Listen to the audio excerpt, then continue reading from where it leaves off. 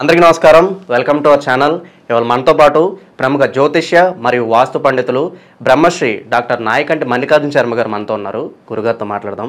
గురుగారు నమస్కారం అండి. నమస్కారం అండి. గురుగారు, 2025 సంవత్సరానికి గాను తులారాశి వారికి ఓవరాల్గా ఎలాంటి ఫలితాలు ఉండబోతున్నాయి మాకు ఇవాళ తెలియజేయండి. తప్పకుండా. ఓం శ్రీ గురుభ్యో నమః.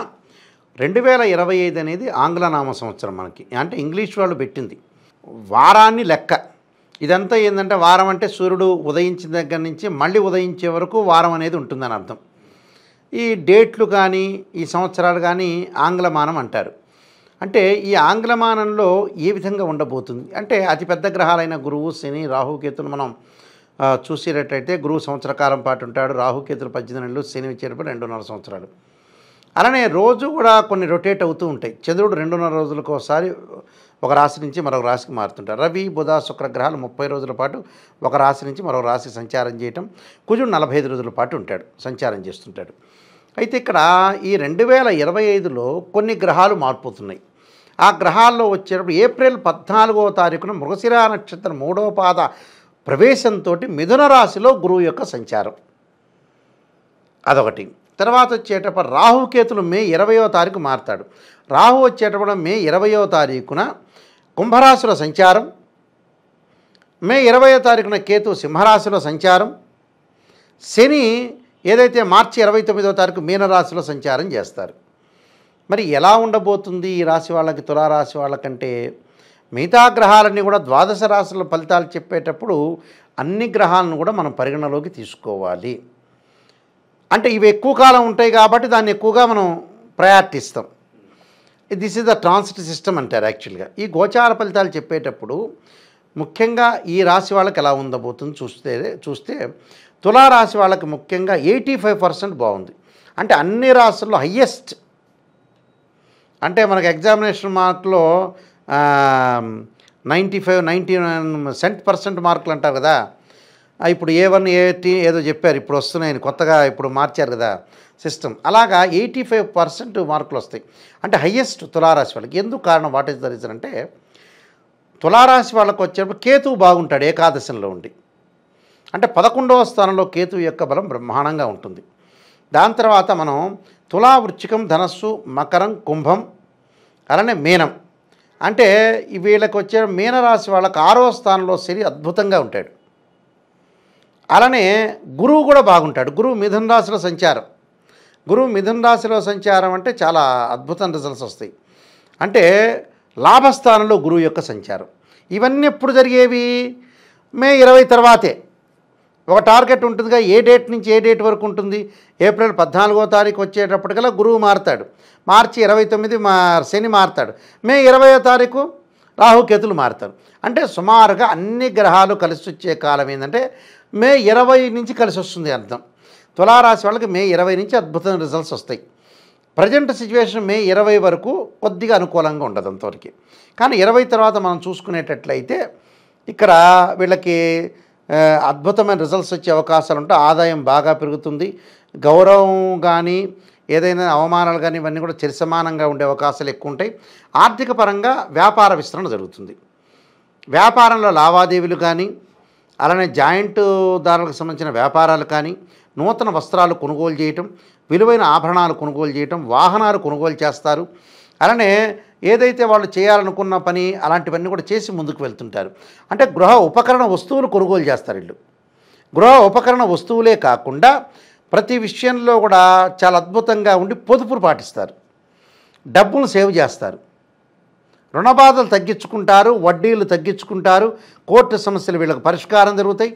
ఎందుకని 11వ స్థానంలో కేతు ఉండటం వల్ల ఆధ్యాత్మికము, తీర్థయాత్రలు, ధార్మిక కార్యక్రమాల్లో, యజ్ఞయాగాది క్రతువుల్లో పాల్గొనటం, కోర్టు సమస్యల పరిష్కారం కావటం, అన్నదమ్ముల మధ్యలో సఖ్యత బాగా పెరగటం, అక్కాచెల్లెల మధ్యలో అనుబంధ బాంధవ్యం బాగా పెరగటం, దంపతుల మధ్యలో కూడా అనుగుణంగా ఉండే అవకాశాలు ఉంటాయి.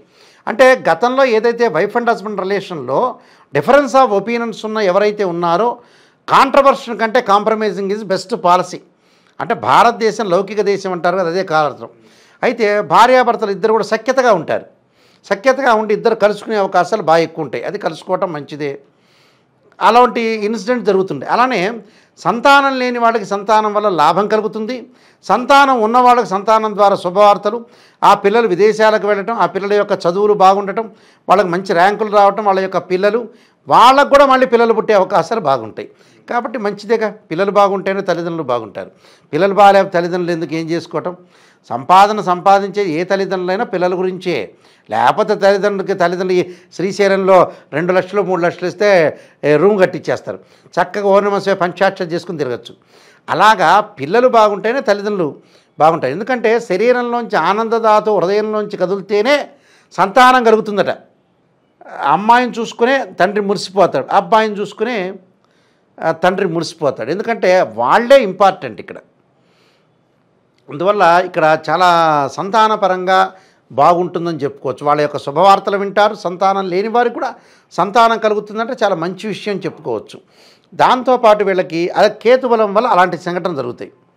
అంటే కోర్టు సమస్యలు ఇలాగా పరిష్కారం, అన్నదమ్ముల మధ్యలోనే కాదు, కోర్టు సమస్యలు వేరే విషయాల్లో కూడా బాగా జరుగుతుంది.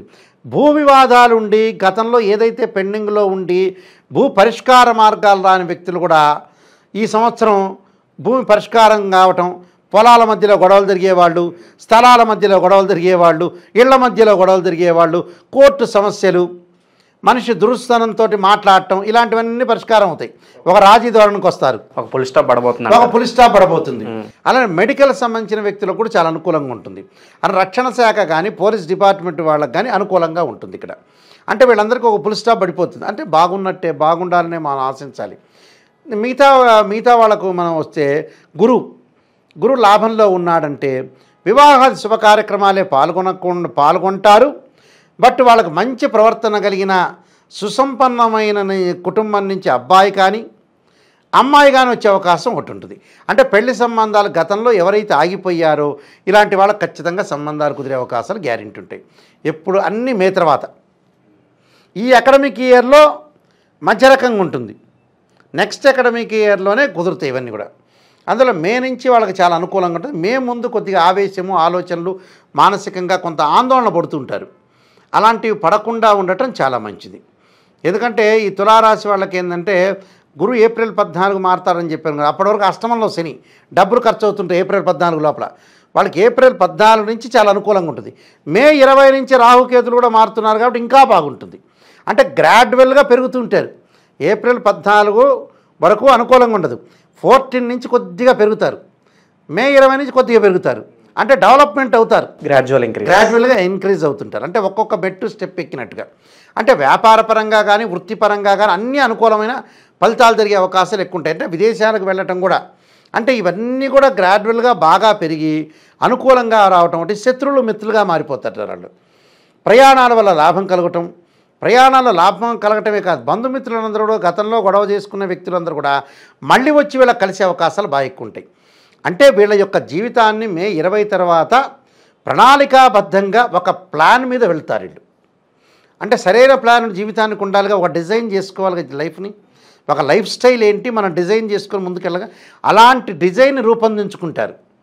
అంటే ఆ డిజైన్ని రూపొందించుకుంటారంటే వీళ్ళు ఆర్కిటెక్చర్ అయినట్టు, ఒక ఇంజనీర్ అయినట్టు.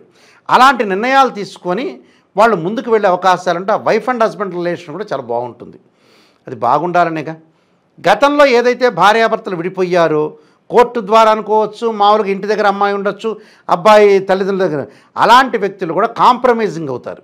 కాంప్రమైజింగ్ అయ్యి కాపురం చేయాలి, ఆ ఫ్యామిలీని లాంగ్ రన్లో ట్రావెల్ చేయాలి అనే ఒక ఉద్దేశంతో ఖచ్చితంగా వాళ్ళు కలిసే అవకాశాలు బాగా ఎక్కువ ఉంటాయి. అంటే ఎక్కువగా సుపరిణామాలు జరిగే అవకాశాలు ఎక్కువగా ఉంటాయి వీళ్ళకి. అంటే ఆరోగ్యం అనేది కొంత కుదుటపడటం, ఆరోగ్యపరంగా ఇబ్బందులు ఉండే వీళ్ళకి ప్రతి పనిలో కూడా దాదాపుగా ఎక్కువ % వాళ్ళకి అనుకూలంగా ఉండే అవకాశం ఖచ్చితంగా ఉంటుంది. అందువల్ల ఏమీ ఇబ్బంది పడాల్సిన పని లేదు, ప్రశాంతంగా జీవితం ఉండండి. మనం చేసే పని చక్కగా చేయాలి. కేవలం దేవుణ్ణి కొలవటమే కాదు, మానవత్వం సంబంధాలు అవసరమే, లౌకిక సంబంధాలు అవసరమే.